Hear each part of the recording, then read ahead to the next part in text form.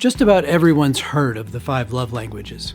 The book's been out for over 25 years now, sold over 20 million copies, and has been translated into 50 languages. The premise of figure out what your spouse's love language is and love them in that way seems simple enough and straightforward. But does it really work? I'm Dr. Brent Mruz, owner and marriage therapist at Silver River Counseling. As popular and successful as the book has been, you would think that if we all just did more of what our spouses asked of us, we would all feel more satisfaction in our marriages.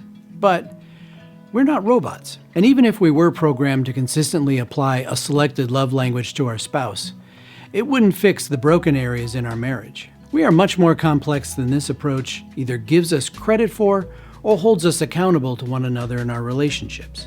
As a clinical psychologist for the past 26 years, specializing in helping relationships, it has been my experience that although people often agree that they would enjoy their partner paying more attention to the expressions of love that they'd prefer, they are nevertheless unlikely to feel good if what they have to offer isn't deemed good enough. In essence, it feels like a message that says, I don't want or accept your way of showing me love, but if you do it my way, then I will.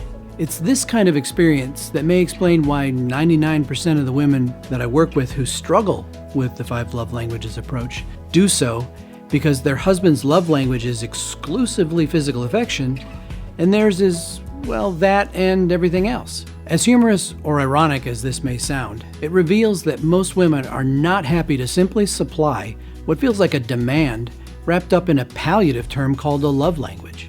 Now, to be fair, one clearly valuable message a book like this delivers well is that it is right to take a stand against the notion that happiness and satisfaction in a relationship can ever come from being either taken for granted or expected to just be grateful for what you're given. The 5 love languages teaches us to respect the fact that my partner is not me. In other words, it's an acknowledgement that there is a difference between myself and my spouse, and that since we are different from one another, it must be true that sometimes we like, need, and want different things as well. However, it's been my experience that despite our conscientious efforts to respect and apply the wisdom of the 5, our happiness and satisfaction has less to do with whether we reliably scratch each other's preferred itches, and more to do with whether we can do so as measured against how we handle when things go wrong.